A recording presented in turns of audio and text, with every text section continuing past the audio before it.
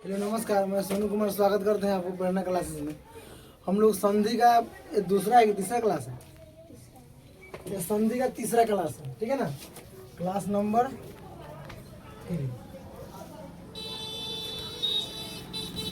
संधि का तीसरा क्लास है, मतलब स्वर संधि का लास्ट भेद हो रहा है, ठीक है। अयादि अयादि ये आकार छूट गया ना। अयादि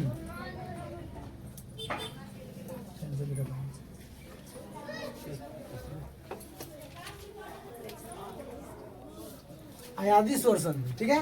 इसका सूत्र बताए थे, ए या ओ या ओ का मेल असमान स्वर से हो, मतलब इसके जैसा नहीं हो, उसका अगर मेल हो रहा है तो ए का अय हो जाता है, अय का आय हो जाता है, ओ का आओ हो जाता है और औ का आओ हो जाता है। उसके बाद असमान स्वर इसमें जुट जाता है, ठीक है। अब देखिए यहाँ जैसे यहाँ पे लिखा हुआ है से जमा अन लिखा हुआ है। अब देखिए इस 100 है, 100 में से ए का मात्रा हटा लीजिए तो 100 आधा हो गया। अब ओ इसमें से ओ हटा लिए, ठीक है। अब देखिए नियम है कि ए का आय हो जाता है जब असमान स्वर जुटेगा। या असमान स्वर नहीं जुट रहा है, यहाँ ए के साथ आय जुट रहा है, ए के साथ क्या जुट रहा है, असमान स्वर और जुट रहा है, तो क्या हो जाएगा। देखिए अब हो जाता है जैसे ए है तो ए का तो आय हो गया। अब ओ और 9 एक लंग रह जाएगा। अब क्या है, ए का मात्रा अब ए का जब आय हो जाएगा तब ओ इसमें जुड़ जाएगा, तो 100 आधा था अब पूरा 100 हो गया।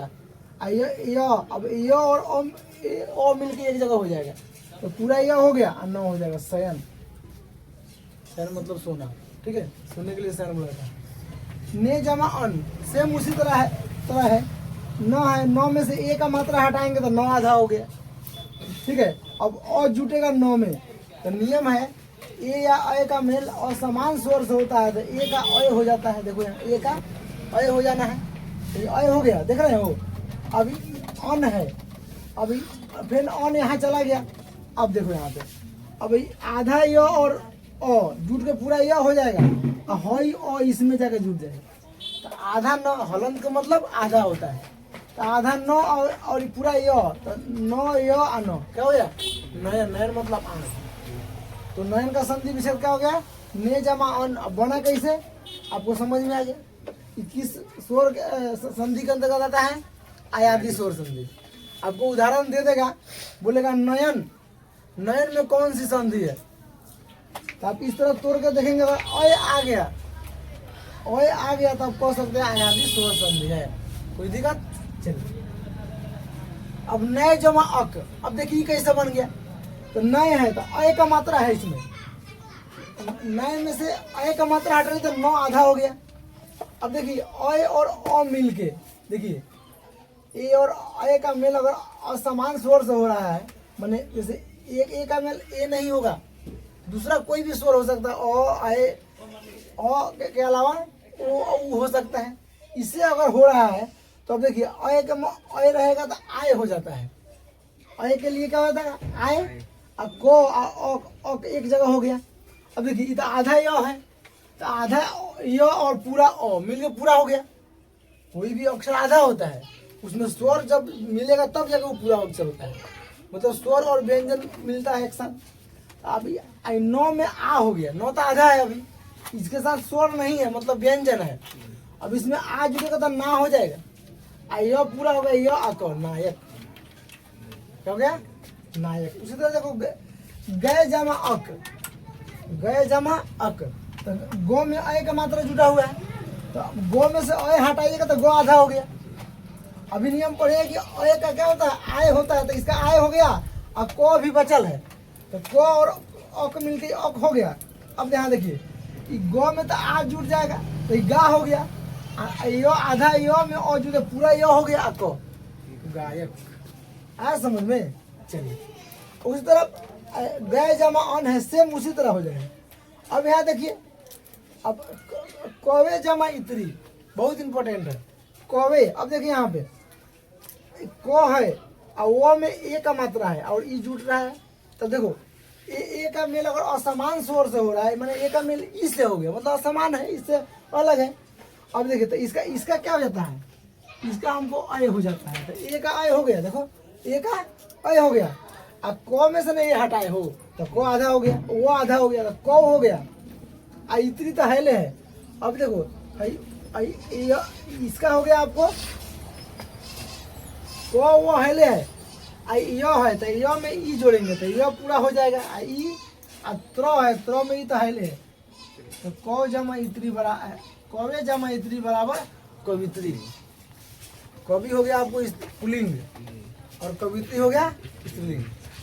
अगर कोई लेडीज कविता लिख रही है तो उसको क्या बोलेंगे? कवित्री बोलेंगे। अगर कोई जेंट्स कविता लिख रहा है उसको कवि बोला जाता है, समझे? और कोई कहानी लिख रहा है जेंट्स उसको बोलेंगे लेखक। और वही कोई लेडीज लिखेगी तो लेखिका हो जाएगी, लेकिन अंग्रेजी राइटर होता है, समझे कि नहीं? चलो नेक्स्ट देखो, भो जमा अन्न। भो, अब देखिए भौ में ओ का मात्रा लगा हुआ है, देखा है ना? भौ है, भौ में ओ जोड़ेंगे तब ना भो हुआ है। तब भौ में ओ का मात्रा है तो भौ में से ओ हटा लिए तो भौ आधा हो गया। अब ओ और हई ओ मिल के, अब ओ के लिए तो ओ होता है, देखो ना, अब नियम है ओ के लिए ओ हो जाना है। ओ तो ये ओ हो गया। अभी नौ अभी खाली है तो फिर नौ अन्न हो गया। अब देखो भौ में यहाँ भौ में क्या है?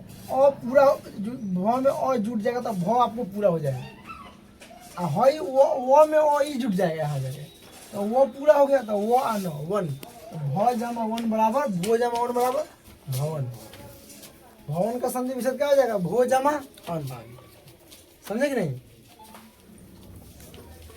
आपको पूछेगा कि भवन का संधि विच्छेद करे तो कितना आदमी लिखे? भ ज भवन भवन, सब ऑप्शन आता है उसमें। भौ जमा अन्न रहता है, भो जमा अन्न रहेगा, भाव जमा अन्न रहेगा। तो आप नहीं पढ़े रहिएगा तो आप भो जमा अन्न मारिएगा, और जो नहीं पढ़ा है तो कोनो अंदाजी मार देगा, निकल जाएगा। लेकिन आपको ऐसे तोड़ कर देख लेना है।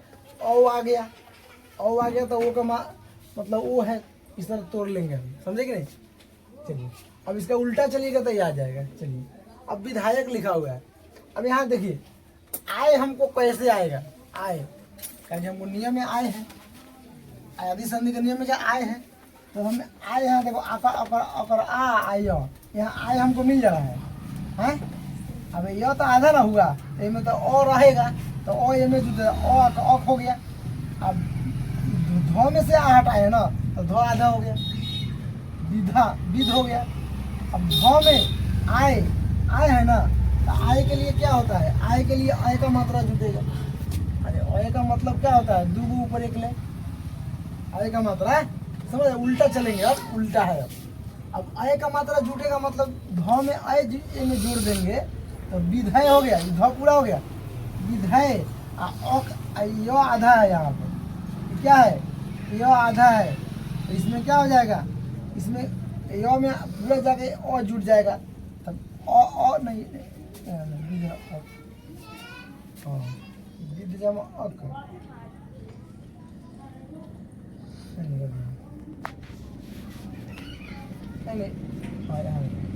अब आय तो इसमें जुट गया ना तो ये अब पहुंचिए गया, हो गया विधेय जमा बराबर विधायक। विधेय जमा बराबर मैंने हई इसमें नहीं जुड़ेगी। आपको क्या हो गया? है ना हई आय के लिए ही आय हुआ है, आय के लिए आय होता है, ठीक है? तो विधेय जमा बराबर अब इसका इसमें जाकर मात्रा आपको इंक्लूड हो जाएगा, जुट जाएगा, ठीक है?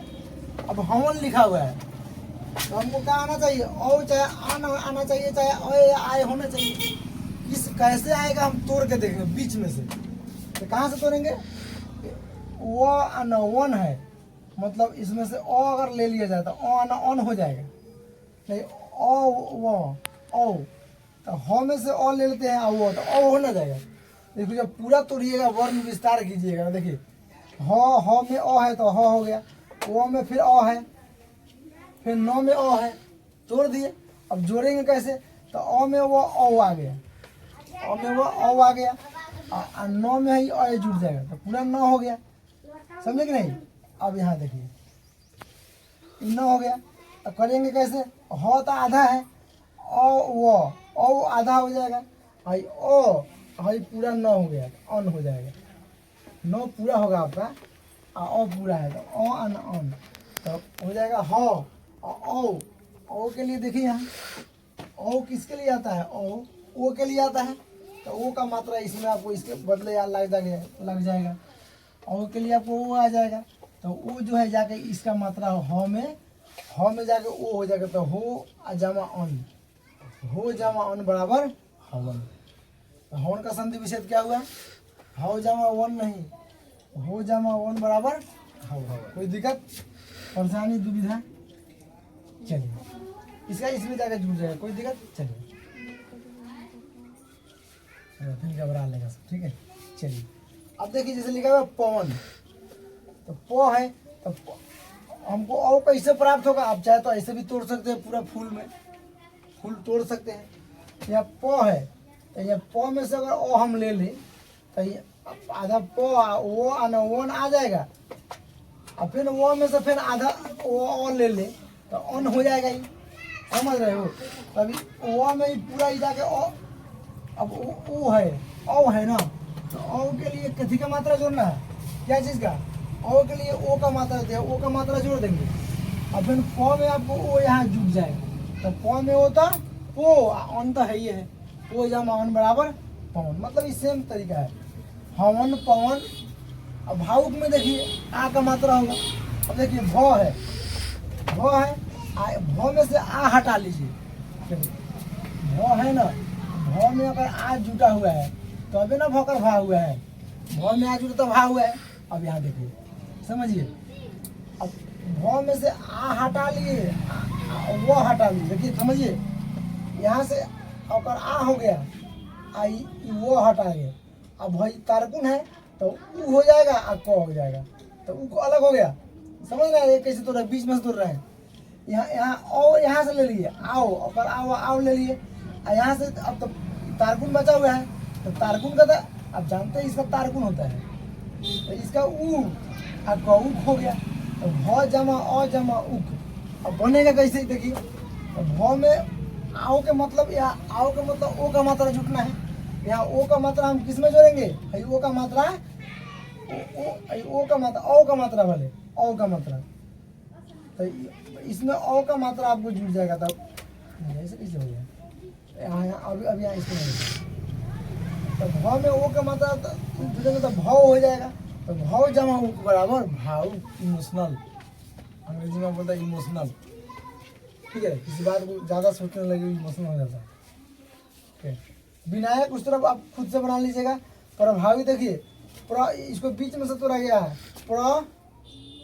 आओ, इसमें आओ आ रहा है, प्रभाव जमा इत होता है, कैसे होगा देखिए यहाँ पे, भाव में से ओ के मात्रा है, तो ओ के लिए आओ होता है, ओ के लिए क्या होता है, ओ के लिए आओ होता है, तो आओ लिख दिए, समझे ना, आओ आ जमा इत, हर शिकार के ई बोलते हैं, तो इत हो गया, तो वो है।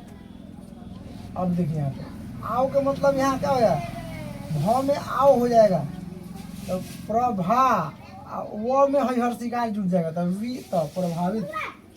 शासक इस खुद से बना लीजिएगा अपना, ठीक है, ये सब खुद से बनेगा। सावक है, शासक नहीं है, सॉरी सावक है, सावक, ठीक है। सावक मतलब जो बुलाता है। अब व्यंजन संधि है, स्वर संधि का भेद सारा खत्म हो गया, पांचों स्वर संधि खत्म हो गया। अब इसके बाद में व्यंजन संधि, व्यंजन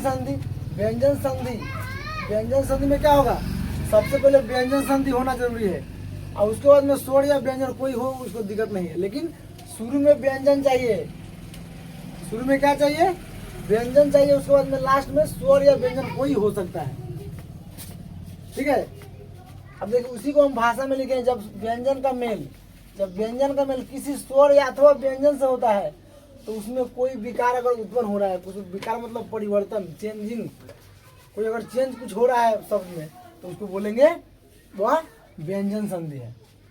अब इसका नियम है, नियम नंबर 1 क्या कहता है, प्रथम वर्ग के प्रथम वर्ण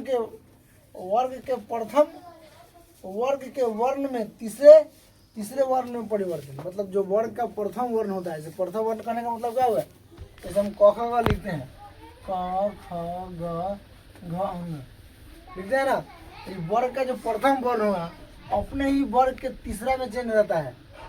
ठीक है, समझे नहीं, अपने ही वर्ग के तीसरा में कन्वर्ट हो जाता है, यही नियम है। देखिए यहाँ पे वही कह रहा है, जब वर्ग के प्रथम वर्ण का मेल किसी भी तीसरे चौथे वर्ण से हो, किसी भी तीसरे चौथे वर्ण से हो, तीसरे चौथे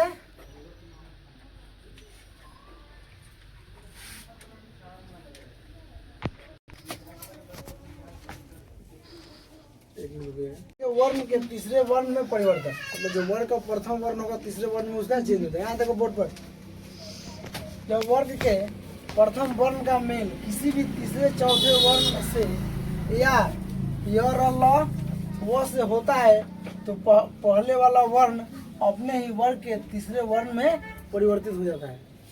कहने का मतलब है, अगर सूत्र में देखा जाए तो तो या च या ट या त या प का मेल कोई भी स्वर या स्वर हो सकता है, या किसी भी वर्ग के तीसरे चौथे या यर ल से उसका मेल हो रहा है तो वह अपने ही वर्ग के, जैसे क होगा वो ग में बदल जाएगा, आधा ग लिखा है, यहाँ गलत हालत लगा दीजिएगा।